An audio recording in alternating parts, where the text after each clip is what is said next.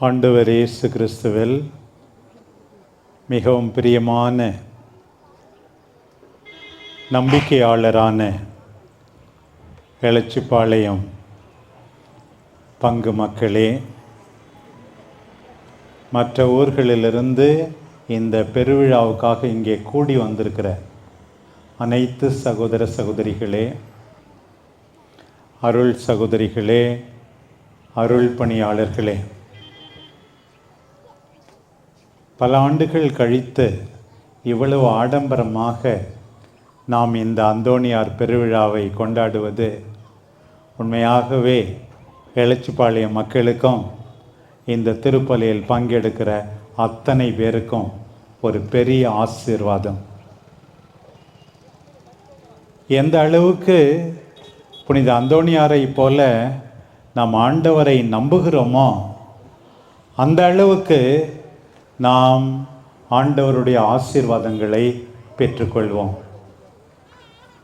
சாதாரண மக்கள், நம்முடைய மக்கள் கடின உழைப்பாளிகள், பல்வேறு பிரச்சனைகள், கவலைகள், கண்ணீர்கள். கோடி அற்புதரான புனித அந்தோணியார் இன்றைக்கு உங்கள் எல்லாருக்காகவும் பரிந்து பேசி உங்கள் வாழ்வில் உண்மையான மகிழ்ச்சி இருக்க உதவி செய்வார் என்பதில் சந்தேகம் இல்லை.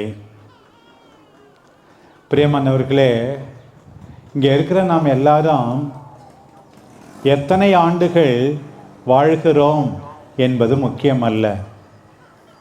வாழ்கின்ற நாட்களிலே நாம் மகிழ்ச்சியோடு இருக்கிறோமா? அதைவிட நம்மோடு இருப்பவர்கள், நம்முடைய குடும்பத்தார், தேவையில் இருக்கின்ற ஒரு சிலர் நம்மால் மகிழ்ச்சியாக இருக்கிறார்களா என்பதுதான் முக்கியம். ஆகையினால்தான் நான் பல நேரங்களில் அதிகமாக குடிப்பவர்களுக்கெல்லாம் சொல்லுவேன், நீ மது பாட்டிலை காலி பண்ணுற, அதுக்கு மேலே அந்த பாட்டிலில் உன் குடும்பத்தாருடைய கண்ணீர் தான் நிறைகிறது என்று சொல்லுவேன். சர்வேஸ்வரன் மனிதனை எதுக்காக உண்டாக்கினார்? சின்ன பிள்ளையில நாம் படித்திருக்கிறோம். தம்மை அறிந்து சிநேகித்து சேவிக்கவும் அதனால் மோட்சத்தை அடையவும் உண்டாக்கினார் என்று அவரை நாம் தெரிந்து கொள்ள வேண்டும். பிரியமானவர்களே, பணக்காரராக இருந்தாலும் சரி, ஏழையாக இருந்தாலும் சரி, சாமியை தெரியலன்னா, அவருடைய அன்பு தெரியலன்னா எதுவுமே நல்லா இருக்காது. பாருங்க, அந்தோணியார் காலத்திலும் சில பேர் ஒழுங்கா ஆண்டவருடைய வார்த்தையை தேடவில்லையா. அந்த சமயத்தில் ஒரு புதுமை நடந்தது. என்னன்னா, இந்த கடின இதயம் கொண்ட இவர்கள் கேட்கவில்லையே என்றாலும் மீன் அந்தோணியார் போதனையை கேட்டுதான் பார். அது ஒரு பெரிய புதுமை. அந்தோணியார் இறுதியாக அடக்கம் செய்யப்பட்ட கொஞ்ச நாட்கள் போதித்த பதுவா நகரத்திலே 30,000 பேர் அந்தோணியார் பிரசங்கம் வைக்கும்போது கேட்டார்கள். அதனால் பிரியமானவர்களே, டிவி இருக்குது, மொபைல் இருக்குது, ஏதேதோ இருக்கிறது. இவற்றின் வழியாக நல்லதை கற்றுக்கணும். நம்ம கெட்டவற்றை நாம் கற்றுக்கொள்ளக்கூடாது. இன்றைக்கு நான் உங்களுக்கு சொல்லுகின்ற முதல் செய்தி என்ன தெரியுமா? நம்ம எல்லாரும் இந்த அழகான அந்தோணியார் கோயிலை பார்க்கிறோம் அடிக்கடி. அந்தோணியார் இறை வார்த்தையை போதித்தார். நாமும் இறை வார்த்தையை தெரிந்து கொள்ள வேண்டும். அந்தோணியார் கோயில் இருக்கு, ஆனால் நான் பைபிளை பற்றி தெரிஞ்சிக்க மாட்டேன், கேட்க மாட்டேன் அப்படின்னு யாருமே இருக்கக்கூடாது. எல்லா மதத்தை சார்ந்தவர்களும் ஆண்டவருடைய வார்த்தையை கேட்க முடியும். எதை கேட்கிறோமோ அப்படியே நாம் வாழ்கிறோம். இதுதான் நான் சொல்ல வந்த முதல் செய்தி. அந்தோணியார் தலை சிறந்த போதகர் என்று இன்றைய திருப்பலி ஜெபத்தில் சொல்லப்பட்டது. தலை சிறந்த போதகர். இன்றைக்கு அந்தோணியார் நாம் எல்லாரும் இறை வார்த்தையை தெரிந்து கொள்ள வேண்டும் என்று ஆசைப்படுகிறார். தலை சிறந்த போதகர். அதான் நம்ம செய்ய வேண்டிய முதல் காரியம். பைபிள் படிக்கணும், கேட்கணும். நிச்சயமாக ஆண்டவர் உண்மையாகவே நமக்கு துணை செய்வார். சில பேர் நினைக்கலாம், நான் எவ்வளோ ஜெபம் பண்ணேன், இருந்தாலும் கஷ்டம் தேரலையே அப்படின்னு சொல்லி. நான் அதுக்கு என்ன பதில் சொல்லுவேன்னா, கஷ்டம் வேணா உடனே நீங்கள் எதிர்பார்க்கிற மாதிரி தீராமல் இருக்கலாம். ஆனால் கஷ்டத்தை தாங்கிக் கொள்ள சக்தியை கடவுள் கொடுப்பார்.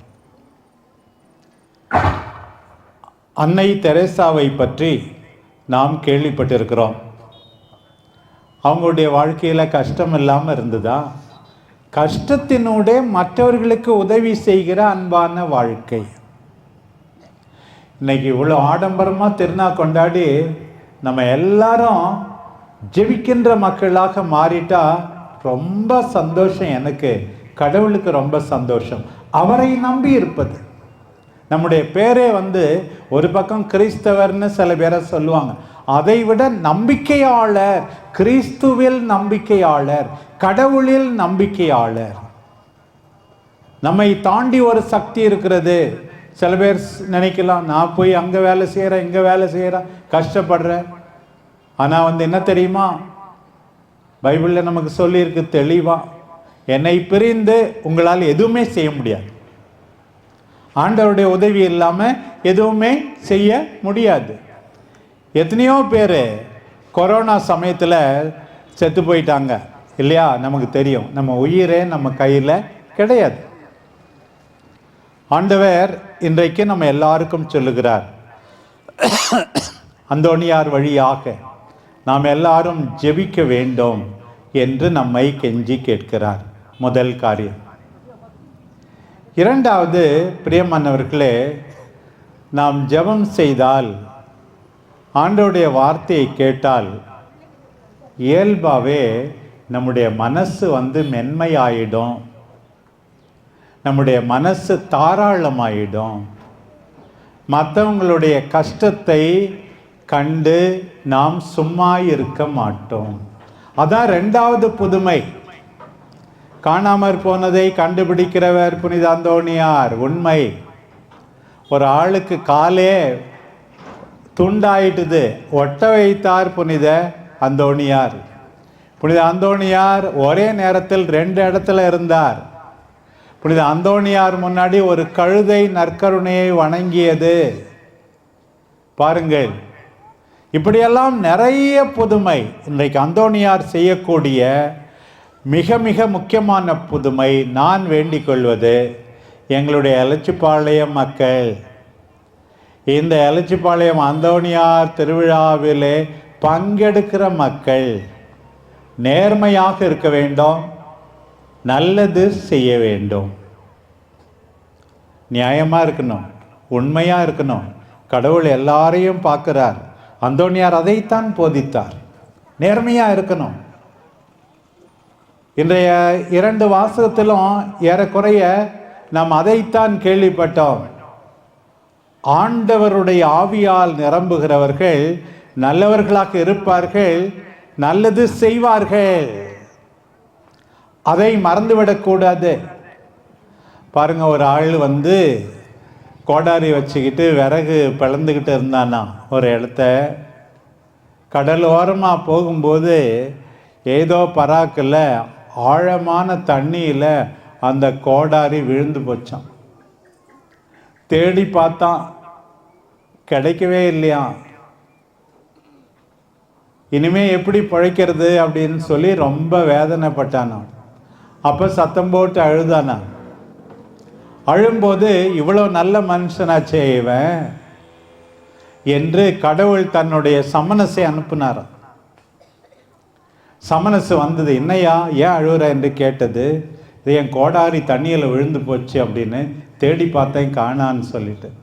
உடனே சமனசு, நான் கண்டுபிடிக்கிறேன் பாரு அப்படின்னு சொல்லி மூழ்கி போய் ஒரு கோடாரி எடுத்துட்டு வந்துதான். அது பார்த்தா தங்கத்திலான கோடாரியா இருக்குது.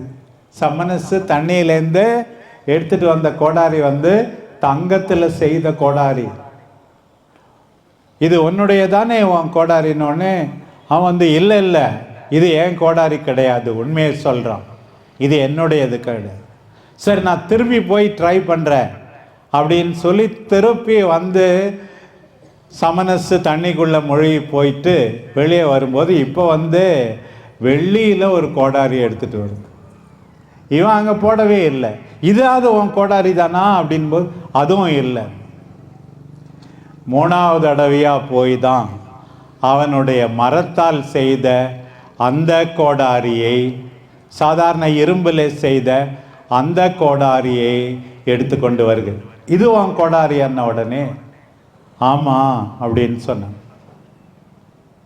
வாங்கிக்கிட்டான். அதை உடனே சமனசு சொல்லிச்சான், நீ பேராசையை கொண்டு இந்த தங்க கோடாரியையும் வெள்ளி கோடாரியையும் நீ பெற்றுக்கொள்ளவில்லை, இதை நான் உனக்கு கொடுக்கிறேன், உன்னுடைய கஷ்டமெல்லாம் தீரட்டும். இதுதான் நேர்மையான வாழ்வு. ஆண்டவர் பார்க்கிறார்.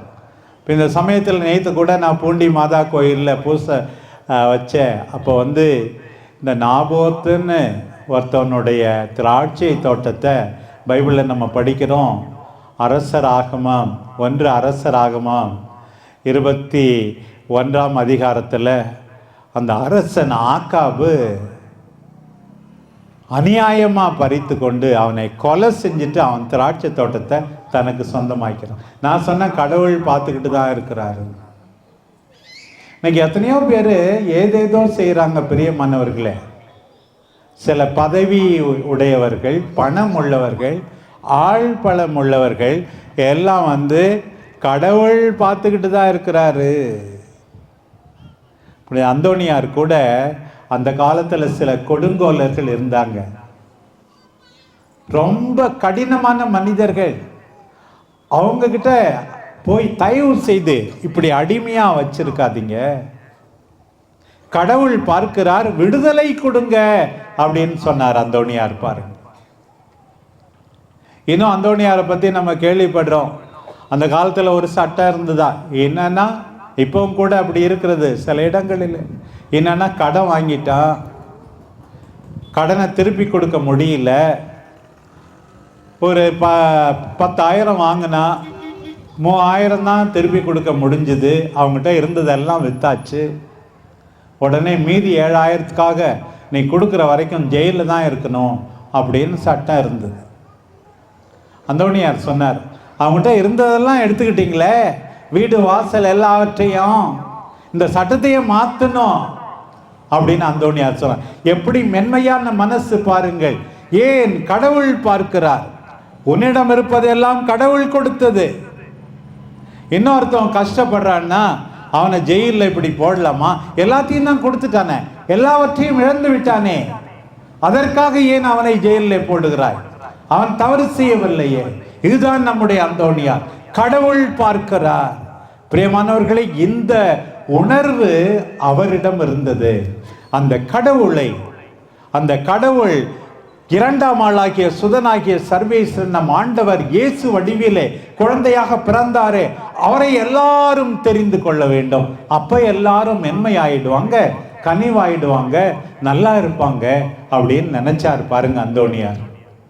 அதனால்தான் என்ன பண்ணாரு, முதல்ல ஆழ்த்தியான மடம் மாதிரி ஒரு மடத்துக்குள்ளே இருந்து ஜெபம் பண்ணணும் அப்படின்னு தான் நினைச்சார். அப்படிதான் அகுஸ்தினார் மடத்துல போய் நுழைஞ்சார். ஒரு தடவை ஆப்பிரிக்காவிலிருந்து, மொரோக்கோவிலிருந்து பிரான்சிஸ்கன் சபையை சார்ந்த சில பேர் 5 பேர் அவர்கள் அங்கே கொல்லப்பட்டார்கள்.